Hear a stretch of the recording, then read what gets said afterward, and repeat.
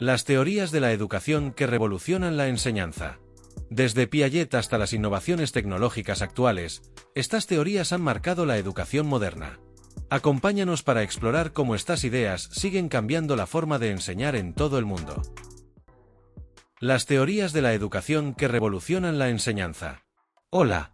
Bienvenidos y bienvenidas a un nuevo episodio del podcast de Educación Gratuita, el espacio donde exploramos todo lo relacionado con el mundo educativo de una manera cercana, práctica y con muchas ganas de aprender juntos. Hoy tenemos un episodio que promete, porque vamos a sumergirnos en un tema que es clave para entender cómo enseñamos y, sobre todo, cómo aprenden nuestros estudiantes, las teorías de la educación que han revolucionado la enseñanza a lo largo del tiempo. Así que, si eres docente, estudiante, madre, padre o simplemente alguien curioso por la educación, quédate con nosotros, porque este episodio está cargado de ideas transformadoras. El poder de las teorías educativas. Comenzamos preguntándonos algo fundamental: ¿por qué son tan importantes las teorías educativas? Pues bien, las teorías no son simplemente ideas abstractas, son como los mapas que orientan nuestras decisiones en el aula, que nos ayudan a entender por qué ciertos métodos funcionan y otros no.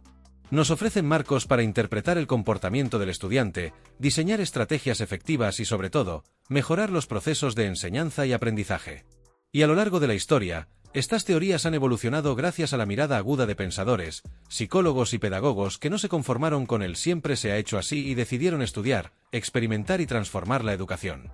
Hoy hablaremos de algunas de las más influyentes, y cómo su legado sigue vivo en nuestras aulas, tanto físicas como virtuales.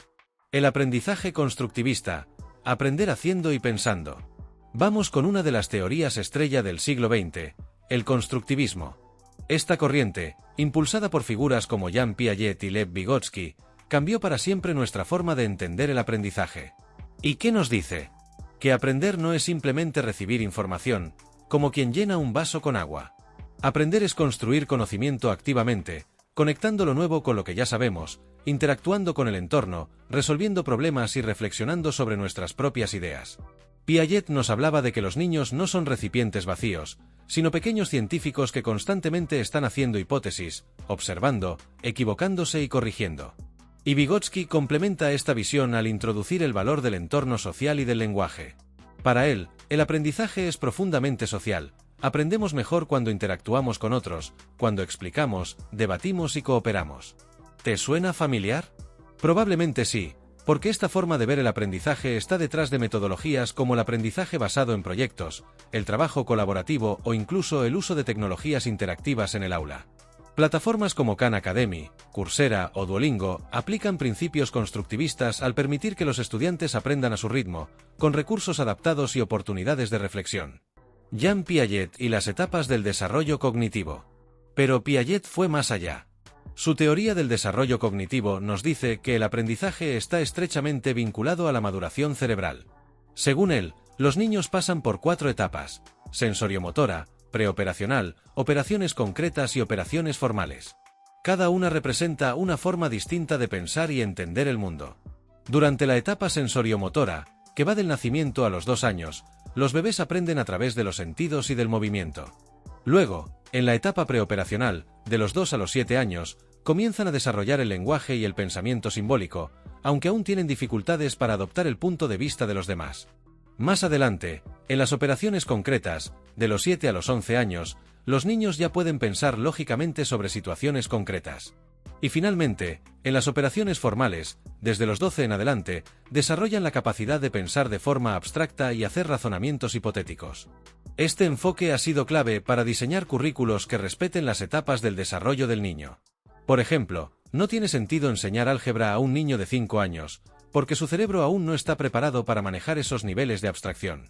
En cambio, a esa edad, lo más adecuado es ofrecer experiencias sensoriales, juegos simbólicos y actividades que estimulen la curiosidad.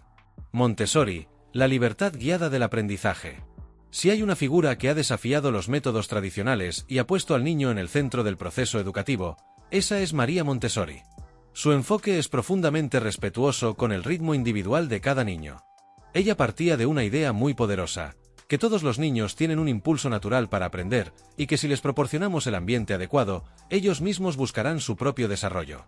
En una clase Montessori no verás a todos los niños haciendo lo mismo al mismo tiempo.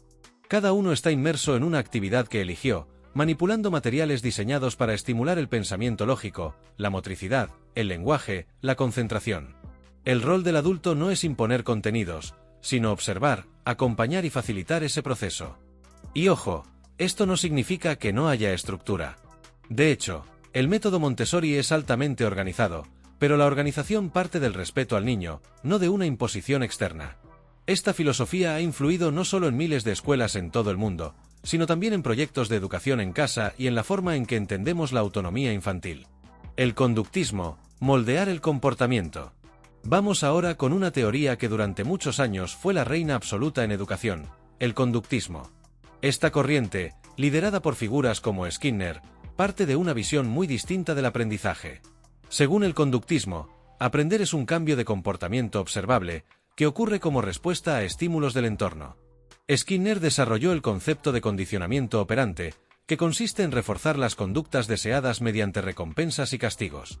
Por ejemplo, si un estudiante responde bien a una pregunta y recibe una felicitación, es más probable que vuelva a participar. Si, en cambio, recibe una corrección negativa o un castigo, tenderá a evitar ese comportamiento. Aunque hoy día muchas de estas ideas se consideran algo reduccionistas, lo cierto es que el conductismo aportó mucho a la educación, sobre todo en la creación de rutinas, en la enseñanza de hábitos y en contextos donde se necesita un alto grado de estructura. También es la base de muchos sistemas de evaluación automatizada y de plataformas que gamifican el aprendizaje con recompensas y niveles. Cognitivismo y teoría de la mente. Con el tiempo, los educadores y psicólogos comenzaron a interesarse no solo por lo que se ve, sino por lo que ocurre dentro de la mente del estudiante. Así nació el cognitivismo, que explora cómo percibimos, almacenamos, recordamos y aplicamos la información. Autores como Jerome Bruner defendieron que el aprendizaje es más eficaz cuando los estudiantes descubren por sí mismos los principios subyacentes, en lugar de recibir respuestas prefabricadas.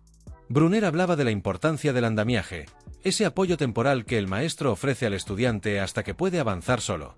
Este enfoque nos ha enseñado la importancia de enseñar estrategias de pensamiento, habilidades metacognitivas y de diseñar experiencias de aprendizaje que ayuden al alumno a aprender. Es decir, no solo adquirir contenidos, sino saber cómo abordarlos, cómo organizar la información, cómo autorregularse y cómo reflexionar sobre el propio proceso de aprendizaje. La teoría de la Gestalt, ver el todo, no solo las partes. Una corriente quizás menos mencionada, pero igualmente poderosa, es la teoría pedagógica de la Gestalt.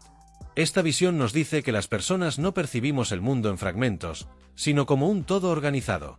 En educación, esto implica que no basta con enseñar datos sueltos, debemos ayudar a los estudiantes a ver las conexiones, a comprender el contexto y a integrar lo aprendido en una visión global. La Gestalt ha influido en cómo se diseñan materiales educativos, promoviendo esquemas, mapas mentales, estrategias visuales que facilitan la comprensión y la memoria. También ha inspirado enfoques de resolución de problemas que priorizan la creatividad y la percepción del conjunto, algo esencial en disciplinas como las matemáticas, las ciencias o las artes. Teorías contemporáneas. Educar para el siglo XXI. Y por supuesto, no podemos dejar de lado las teorías más actuales, aquellas que buscan responder a los desafíos de un mundo globalizado, tecnológico y en constante cambio. Aquí entran el aprendizaje colaborativo, el aprendizaje basado en proyectos, la gamificación, la educación emocional y la inclusión educativa. El aprendizaje colaborativo, por ejemplo, fomenta el trabajo en equipo, la negociación de significados o el desarrollo de habilidades sociales. Tiene mucho de Vygotsky, pero también se adapta perfectamente al uso de herramientas digitales como foros, wikis, chats educativos o aulas virtuales. Y el aprendizaje basado en proyectos permite que los estudiantes investiguen, creen, presenten soluciones reales a problemas reales. Aprenden haciendo, en contextos significativos y con un propósito claro. Además, la tecnología ha abierto un abanico enorme de posibilidades, desde simuladores hasta inteligencia artificial educativa. Como ves, las teorías educativas no son simples ideas de laboratorio. Son el reflejo de cómo entendemos a los estudiantes, de cómo valoramos su potencial y de cómo soñamos la educación del futuro. Cada una aporta algo valioso, y lo ideal es no casarse con una sola, sino saber combinarla según las necesidades del contexto, del grupo, del momento. Antes de cerrar este episodio, te invito a suscribirte a nuestro podcast si aún no lo has hecho. Aquí en Educación Gratuita seguimos explorando temas que te ayudarán a comprender y transformar tu forma de enseñar o aprender. Si te ha gustado este episodio, compártelo con colegas, familias o con quien creas que pueda inspirarse con estas ideas. Hasta la próxima. Gracias por acompañarnos en este viaje por las teorías que han revolucionado la enseñanza.